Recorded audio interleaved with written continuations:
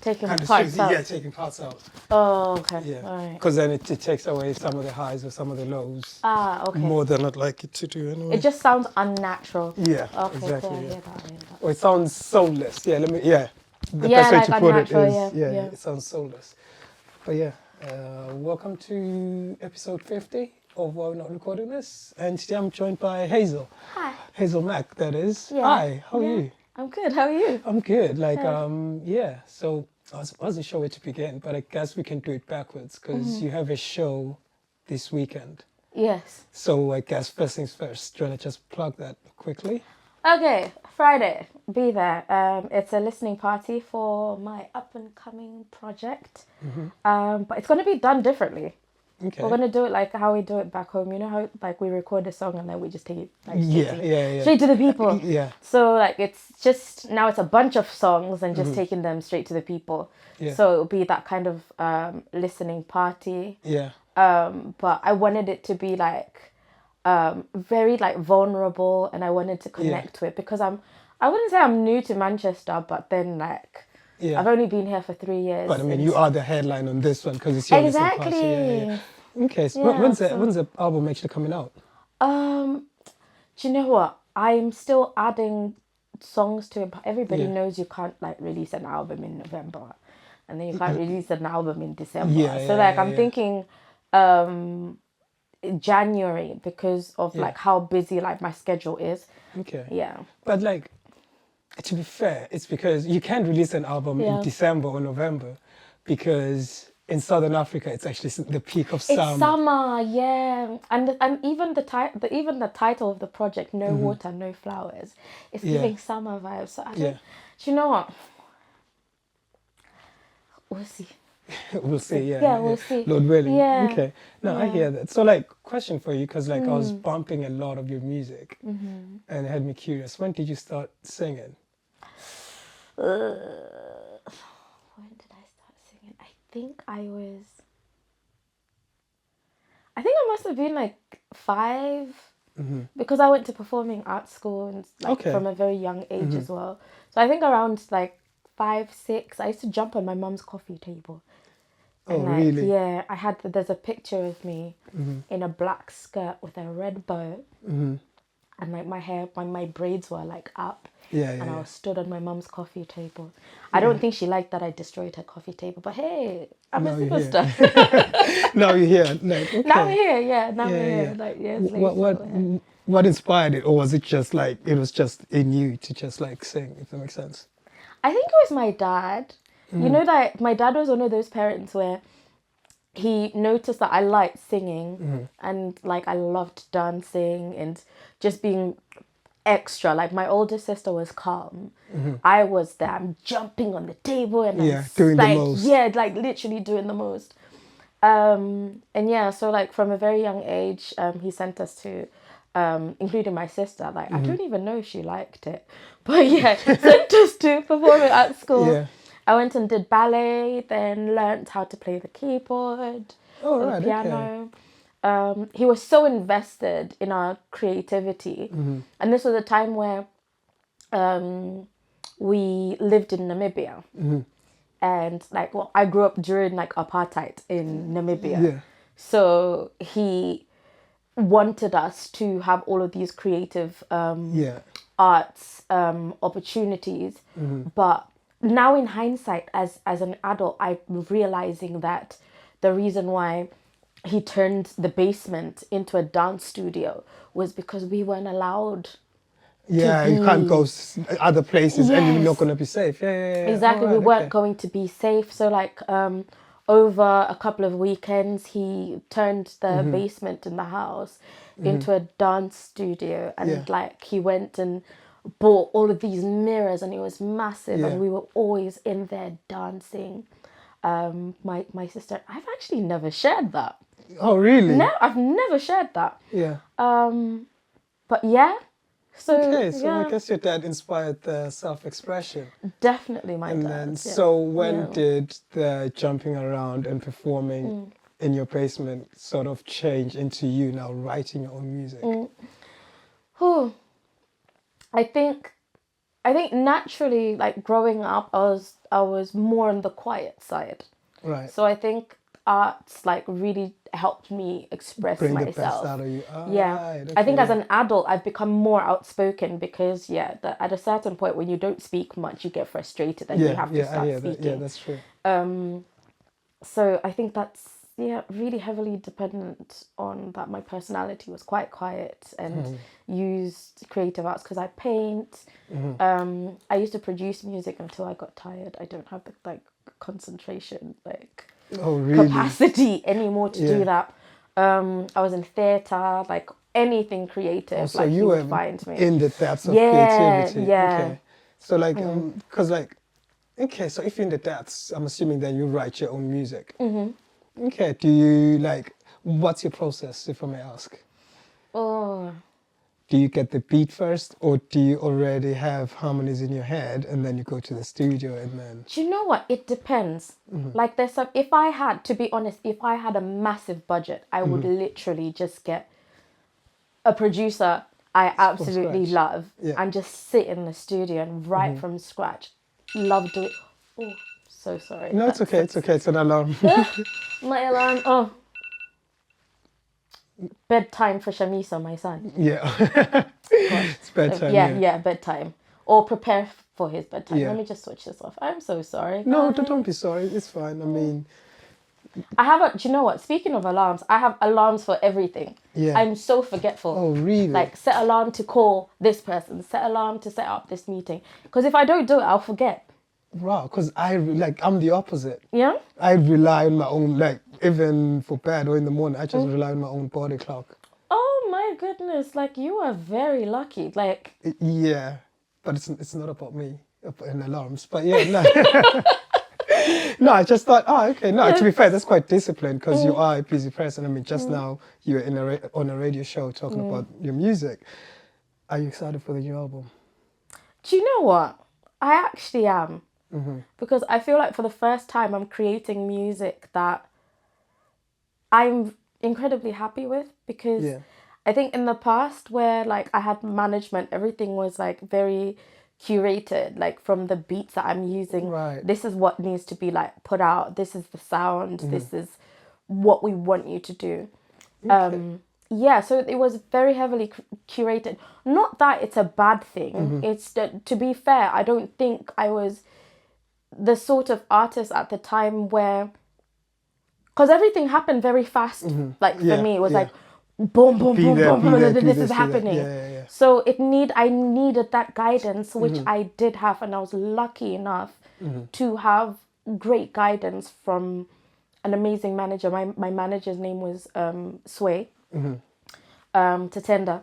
He was absolutely. Tatenda, was he from Zim? Yeah, he was from Zim, but he lived in South Africa. Like he was behind like incredible Southern African artists. He was behind Cleo. He was around. He was behind the guy that sang Amarula, Roberto.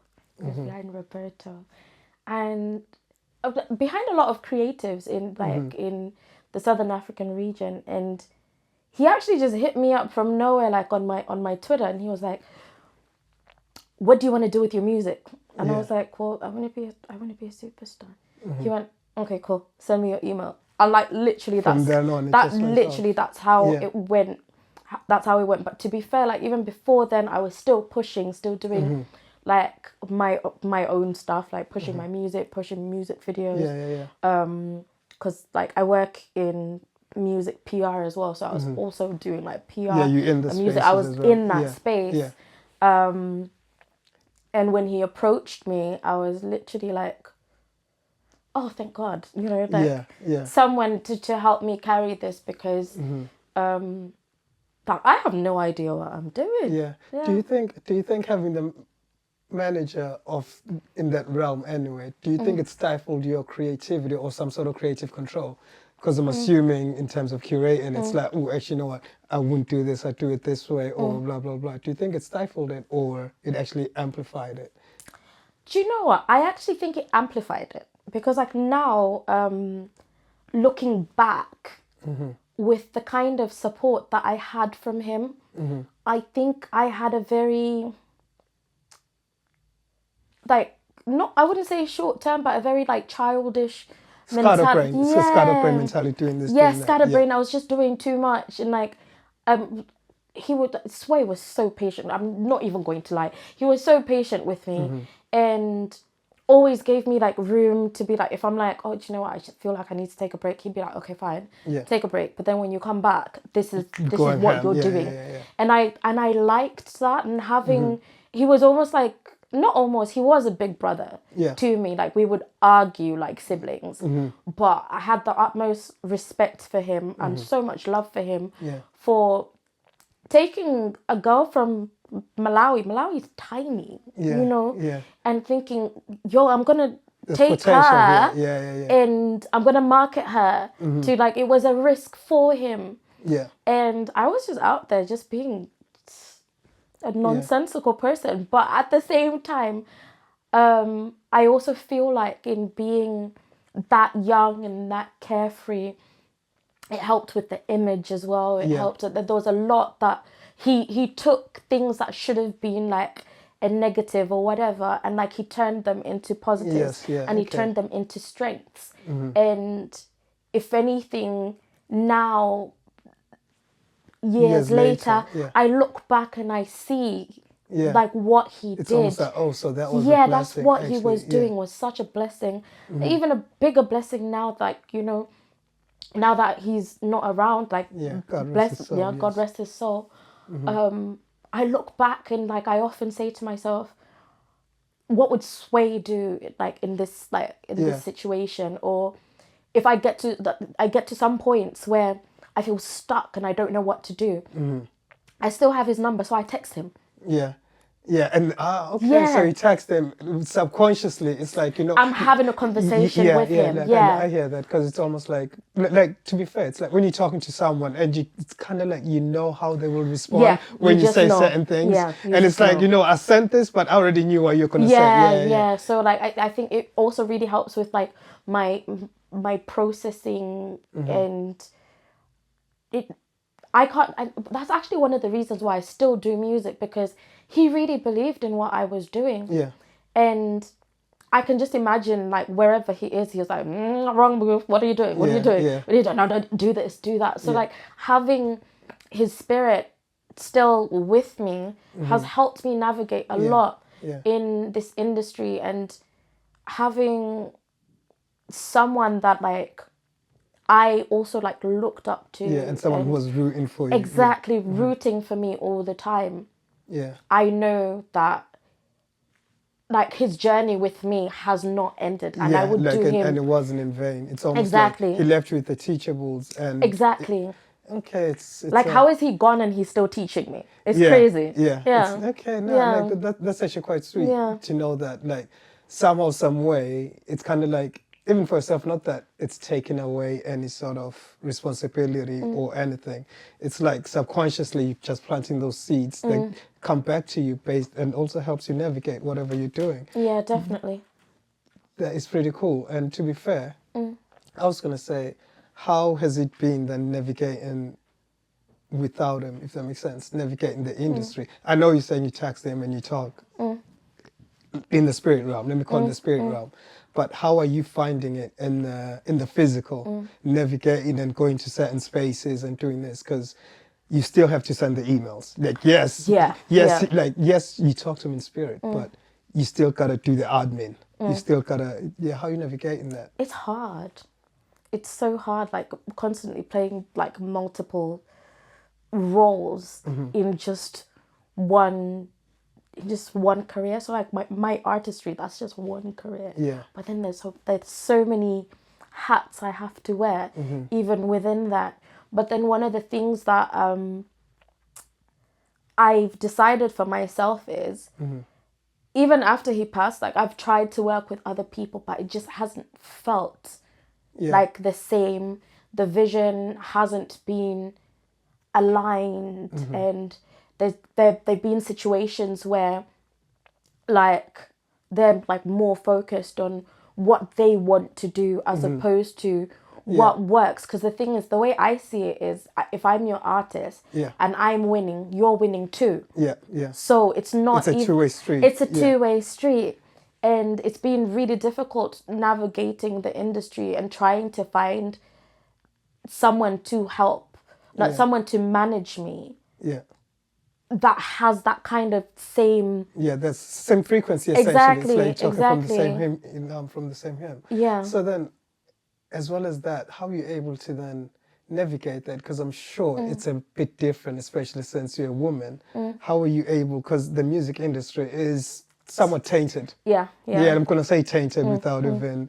how are you able to then move in those spaces without... I hope you get what I mean. Do you know what? I actually think it's discernment. Like, when you... There's some people that you meet and you're like, ooh, you're a bit weird. I'm not doing that. So I think it's definitely discernment, and actually really like listening to yourself and watching the signs. And even if you do ignore the signs, like, or having that conversation with yourself and just being like, what am I really here for? Like, what am I looking to achieve? And now that I've seen that this isn't a space that I don't want to be in. It's like, is this conducive for my health and for my purpose, or where I'm trying to navigate to, or navigating to? Exactly. So, but that's also learned over years of being in the industry and being, I think also like mentally equipped enough to be able to read the room. You read the room, and you it's so easy for you to be like, that's a friend, that's not a friend, that's a friend, that's not a friend. But still being, what's the word? Still being smart enough to handle those types of characters. Am I making any sense? No, you are. Like, you are. It's like, because I guess it goes back to Sway in the sense of, somehow, some way, he was teaching you how to move. It's almost like he was preparing you. And then now it's like, fly on. Now you're on your own. So now, like... Definitely. Because he used to be like that as well. I was like, oh, I want to work with this person. He's like, no, something doesn't feel right. I was like, no, but it's going to work. He's like, vibes are weird. Like, if the vibes are weird, leave it. So, in a sense, it almost like it gave you the sort of, like, the senses to navigate that. I hear that. Yeah, definitely. And, I definitely so what role does your sister play and your mom's? Because I met them, actually the first time we met, you were just off stage and you performed with her, and then very cool bunch, by the way. We're very close, like close-knit family. Like, for me, that's my... That's your nucleus. That's just that's the core. It's my core. It's like what keeps me sane and what keeps me going. And which, you know what's very crazy, like the three of us are incredibly like passionate people. So when we argue, it's very passionate. But you just know that it's coming from a good place. It's almost like the bigger picture is it's almost like we all want the best for everyone. It's not in vain. It's not about I take my idea because I'm smarter or ABC. It's like no, everyone is trying to win. It's almost like the same team, really. There's a lot of like checks and balances, especially like because being able to continue being a musician and an artist, I do need that sense of like stability and that sense of like normacy as well, because I also have a kid. So like my kid's either going so it's like the whole like juggling of it, and because like he's got his own life, like because he's his own person. He's his own. But it took me a while to actually just be like, wow, you've got your own brain. Wow, that's interesting.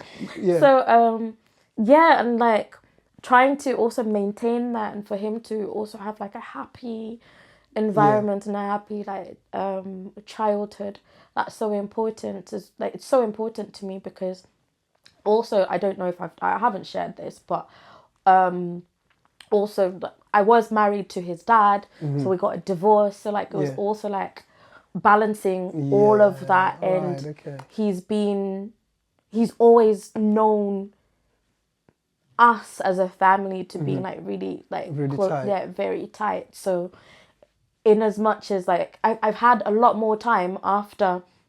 See, the thing about me is when something painful happens or something like drastic happens, what I tend to do is I just take that and I just throw it into what I'm working on. Right. Okay. So I Use just it as fuel or Yeah. as some sort of inspiration. It's like, you Yeah. know what? Maybe this is my wake up call of some sort. Exactly. Right. So like in throwing myself fully into doing my music, and that's why this project is so important to me, the one that we're doing. Yes. It The sounds listening quite pivotal. party. Yeah. Because I went from got married, had my son, got a divorce, and like my personal life was literally just felt like Yeah. it was in constant chaos. But the moment that God gave me an exit, I took it and understood it Yeah. and took my L but turned it Yeah. into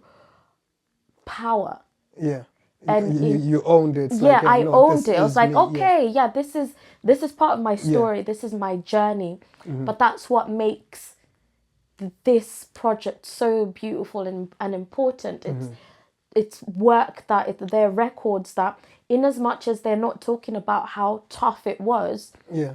going through all of that, Yeah. I found joy in creating music Yeah. that will bring joy to Yeah. other people. The music helped you see the sunshine again. Exactly. So it was almost like a manifestation of like pouring into myself, and that's why the project is called No Water, No Flowers, because Right, I was just yes. literally just pouring into my music, and my music is what has always brought me like a sense of The strength. flowers. Yeah. Yeah. And Okay. having done music for quite a long time and like still not feeling like I'm appreciated Yeah. from right, from really, like the Malawian front of Yeah. my music, and I'm constantly like talking about how I feel like an underdog, or I feel like people don't pay much attention to what I'm doing. Wow, because to be fair, I would have said the complete opposite, you know. I would have said you are flying the flag very high. I wish my people knew that. I mean, you like, no, because you have the, I mean, I know you've won awards. There's awards to your name. Wow, I didn't expect that, you Can know. I tell you something crazy? So in 2018, went to the Afrimas and I won an Afrima award. Nasty C won an Afrima. Ah, nice to see. Yeah. Shekinah won an Afrima. They went back to SA. They were greeted at the airport. Yeah. Oh, as in champion, as in like, this You is brought one it of for the ours. family. Yeah. I went back to Malawi to like literally nothing. Like it just, Oh, really? not even like, just nothing. Just no sense of like appreciation. I'm not saying that I wasn't appreciated by some people, but like it's okay. Good example is like right after I won mine in 2018. There's another like male musician that won his award. Yeah. He won an Afrima after me, and it was so forgotten that he posted and said, "Oh, first Malawian to win an Afrima." And then I had to go and correct him and just be like, "No, friend, no, it's not." And then like even when you stand like you're standing on business and saying, "No, that's wrong," then because you're a woman, it's like, "Oh, that's coming off aggressive. Like, why are you doing that? Or why are you saying that?" Yeah. But the truth is, no. Yeah, it's like if you look at the track record, my name is there. Yeah. And then when like he went back and like he bless him, he did go and correct himself. Yeah. And he said, okay, the first like male artist. I was like, you know what? I don't, not to be arrogant or anything, but like, if you're not going to give me my flowers, I'm going to stand on business and tell you I did that. Yeah. Because as a woman, you're always expected to be like timid about your wins. You're always expected to like downplay them. Yeah, and downplay, because then if you don't, it's like, oh, so arrogant. So now you're arrogant. Yeah, who do you think you are? You're difficult to work with. But those are all like terms like for me that I've gotten to a point where I literally don't care for them. And you know, the fact, you know, if you're going to call me arrogant, run with it. Like, I know who I am. If you're going to say I'm difficult, I'm difficult because I didn't let you treat me Treat a me some type certain of way. Yeah. Like, Yeah. you wouldn't speak to me like that if I was a man, so why are you speaking to me like that now? Yeah. So it's been a very crazy road.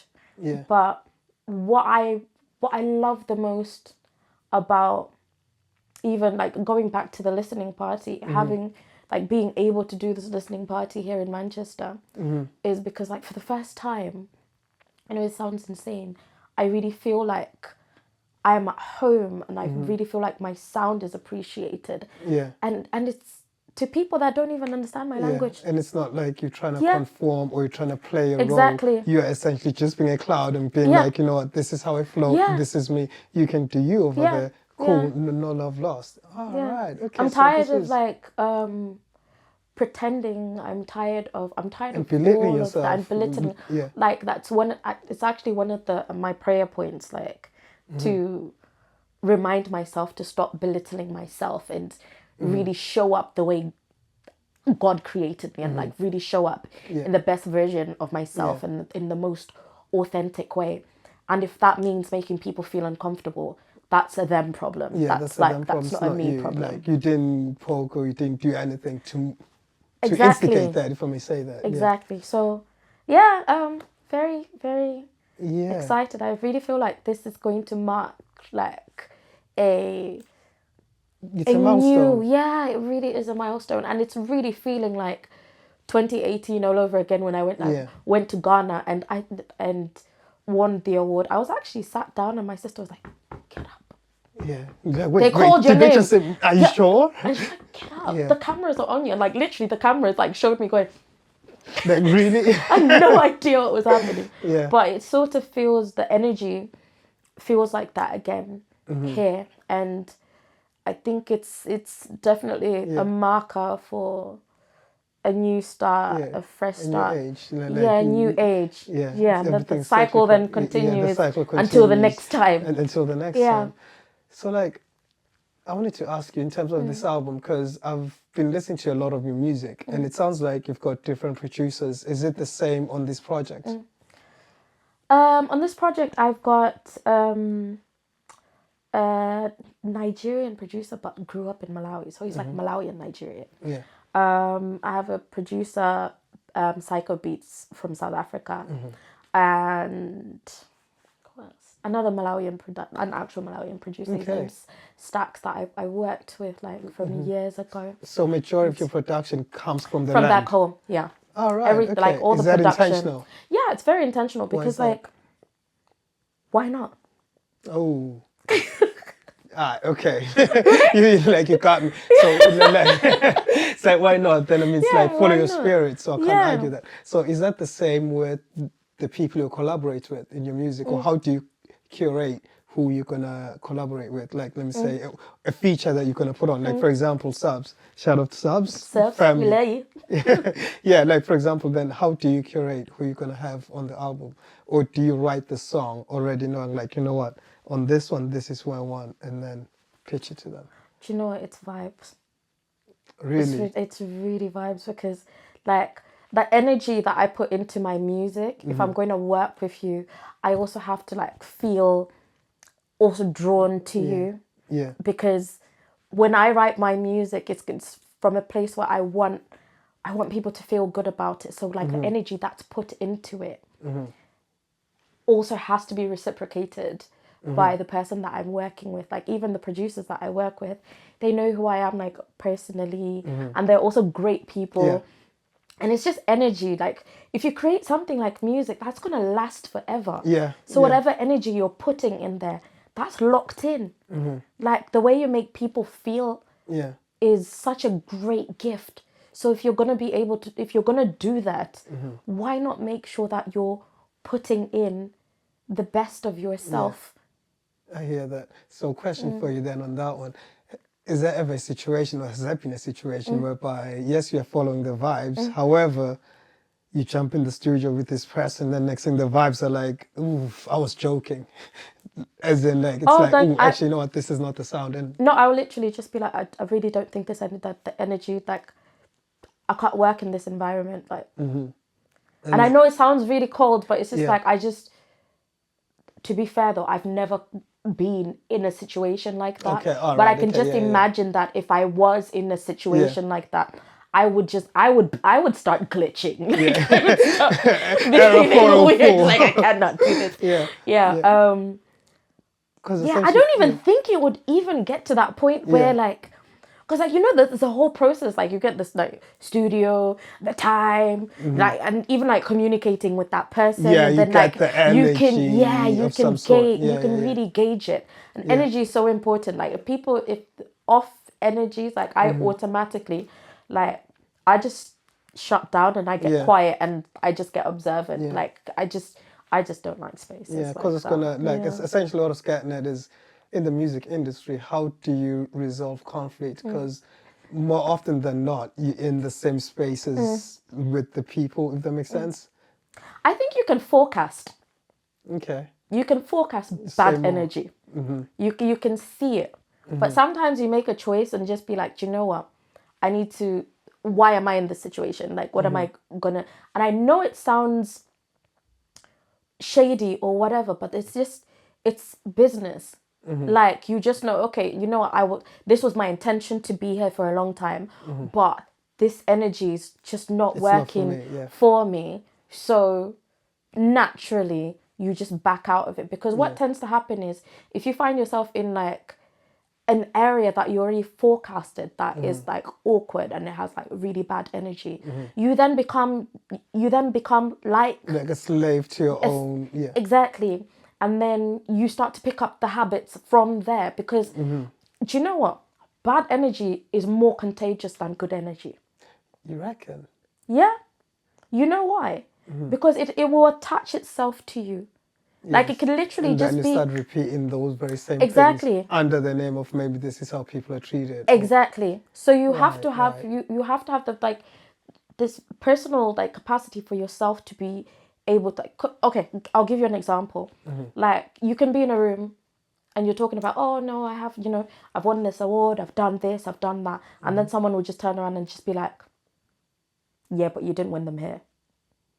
Right. Okay, so it can just be like a comment that one person said, and then if you do not know who you are, and you gotta have the self-confidence to be like, you know what, this is not a place for me. Yes, just like, first of all, if I was in the right environment, no one would say something like that. And no one would think I'm trying to belittle them by belittle saying them. The fact something that good you're about myself. thinking like that, and that my achievements have made you feel like that. Like, you need to respond that way. Exactly. So then now you make a decision for yourself.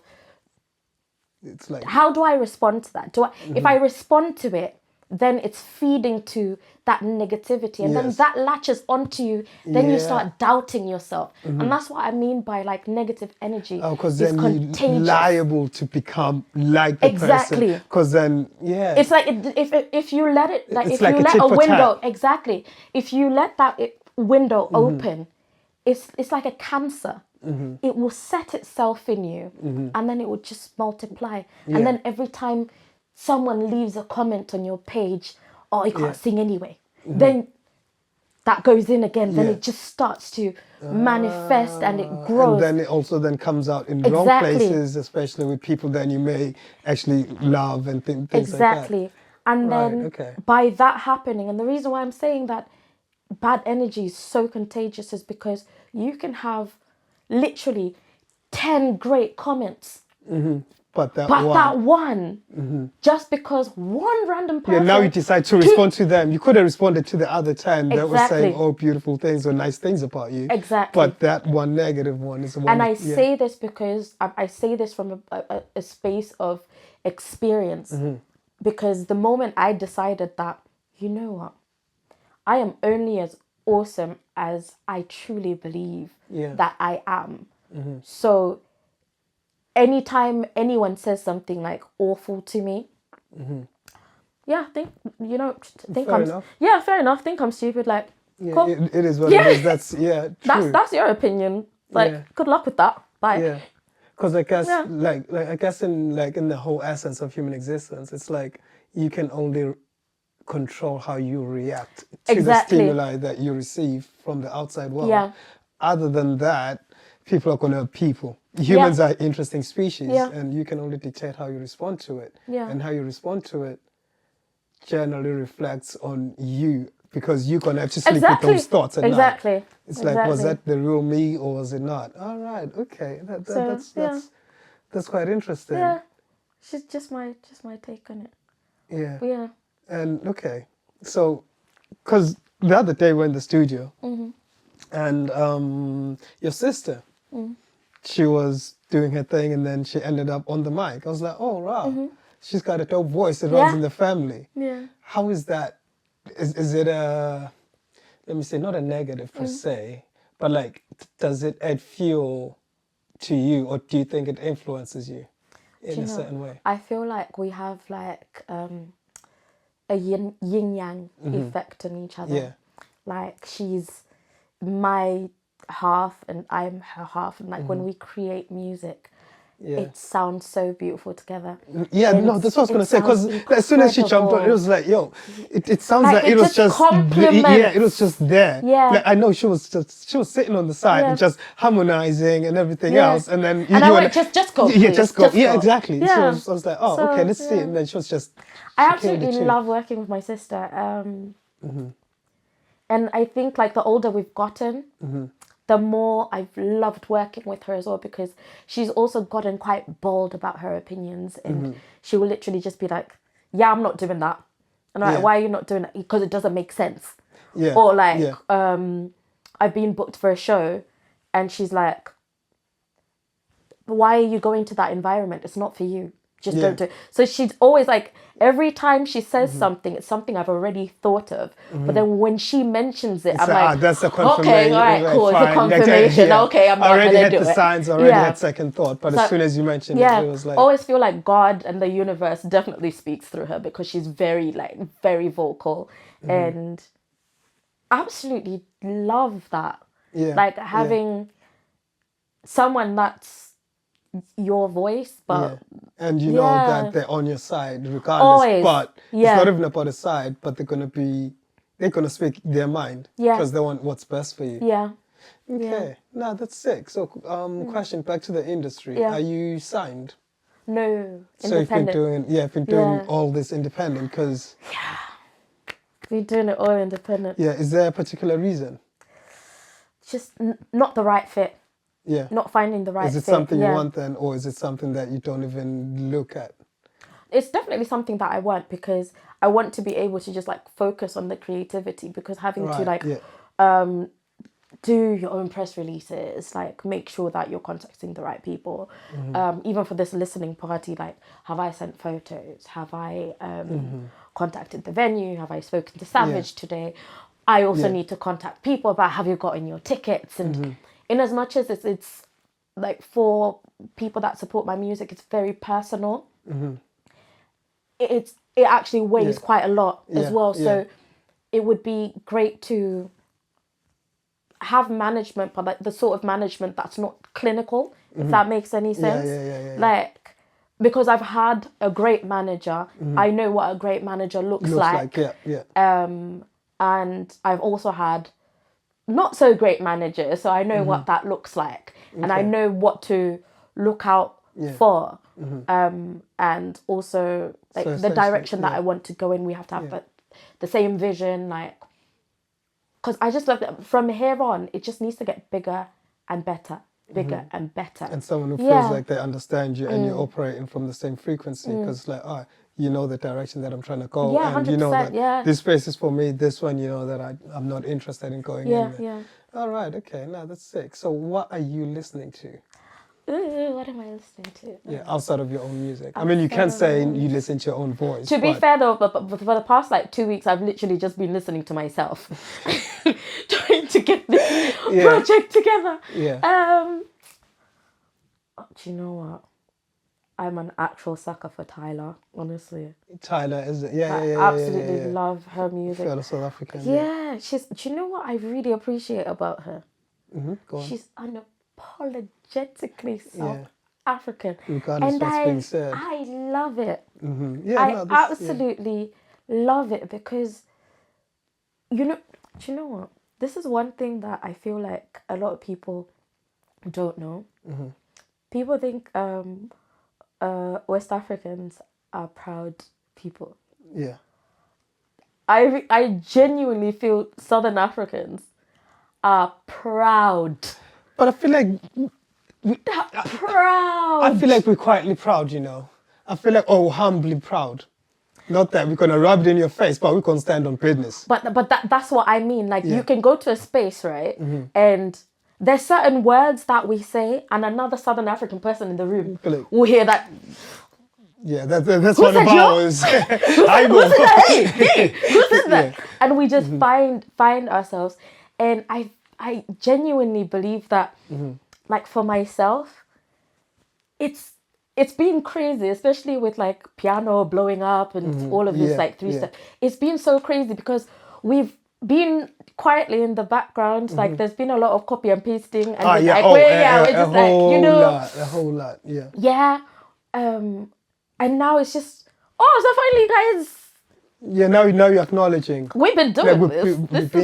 This is what we've been doing, and that's what I'm really excited about on Friday, and that's why I told Tassie, and I said to D, I was like, listen, guys, every genre we have from Southern African region, play all of it. Just play it. Just play all of it. Like, I was like, if you people do not play Sister Bettina, I'll be so upset. Hey, like, I hear that. Because it hits different, and also the pop, like how we move to it. Yeah.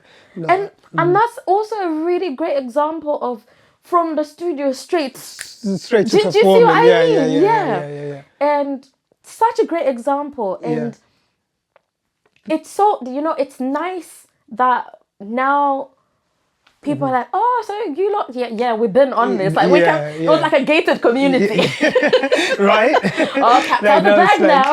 Like you can come in. Okay, now. It's all right. Cool. It's us. Yes, we did it. Yeah, it's us. But I genuinely believe like Southern African people are so proud. So like seeing Tyler the way that she is, I'm sorry, it's normal to us. Yeah. If you don't move with that kind of energy, especially like Joburg, if you don't move with that kind of like confidence. Oh, you look like food. You look like food. You're food. You're food. Like you're done. Yeah. And like like I hear that, and I guess for Tyler, especially for you as an artist, it's a bias confirmation in terms of like, you know what, I can fully wear this and be out there. Because there is space for us, if that makes sense, and because she's huge, like she's massive, and I absolutely love it for her. Like if I had like a daughter, like I would want my kid to just be like, that's crazy. Like you can dream and like what she's doing. That is achievable. Yeah, because I remember saying even on like online, it's like, she's an industry plant. It's like she's not. The girl's talented. Yeah, she's done the work. Yeah, just because you see that, not the final form, but that level, it's like, no, industry plant. It's like, no. She's been grinding. What's happening now is she's being amplified. Exactly, yeah. It's just louder. Yeah. And it's just getting louder and louder. And I absolutely love that for her. Yeah. And I'm so excited to see the next generation of like female artists, like because there's kids that she's inspiring. There's that Uncle Waffles, like there's just there's so many like South African females doing incredible work, and it's incredibly motivating. It is to come from a time where there were I mean you had to practice in the basement. Exactly. Imagine that apartheid Namibia practicing in the basement to seeing someone like Tyler on stage and being unapologetically who she is. I mean, you're doing the same thing for other girls, so arguably it's in the same realm, because I guess you are. I mean, each one teach one, because I mean it's one of the reasons why I do these conversations. It's each one teach one, and so that maybe there's someone else who's sitting there thinking, you know what, I can sing, but like I don't want to go on stage. I don't want to do this. I'm not sure. Actually, to piggyback off that, do you get any imposter syndrome? Oh yeah, like all the time. All the time. What does it look like? Like something great happening, and then like I'll go home and just like literally just spaz out, and my mom's just looking at me like, what's wrong with her? Someone get her. somebody speak to this girl, please. Yeah. Like, did I? Yeah. Who are you? Yeah. So ultimately, it's completely normal. It's to have absolutely normal. Like, it actually makes me feel like I'm alive, Yeah. and it makes me want to achieve more and like to push and to be better, because if it like.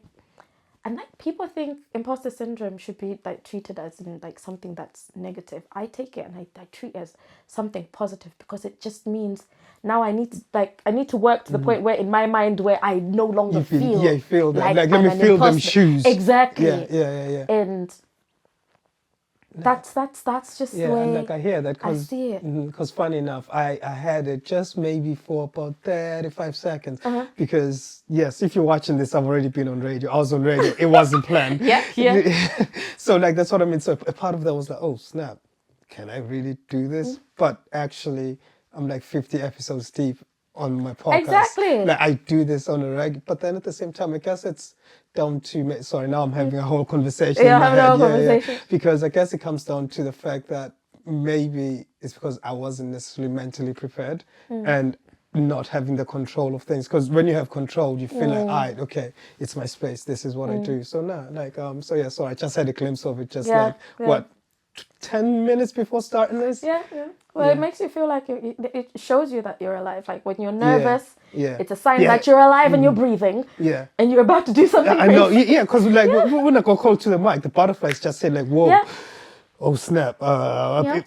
Probably my voice sounded shaky as hell, but no, it didn't. Like I was there. You sounded fine. Yeah, I mean, I didn't even pick up. Like, did you see me? I didn't even pick up the earphones or nothing. I tried to give them to you, and you're just like, nah, it's cool because I just thought, stick to what you know. But yeah, like inside I was like, oh snap. Okay, nah, like this has been a nice conversation. Yeah, it's really nice. Yeah, and thank you for joining. Really enjoyed this.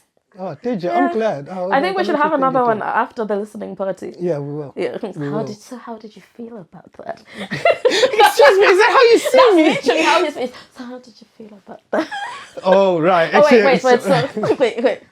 I don't... You know what? Yeah, we're going to cut it here. Thank you for joining. Thank you so much for having me. I absolutely loved this. Thank you. We'll talk soon. Thank you. Thank you. Okay. Oh, that was so fun. Have you seen me in my t-shirt? I'm a cloud. I'm part of the cloud. Yeah.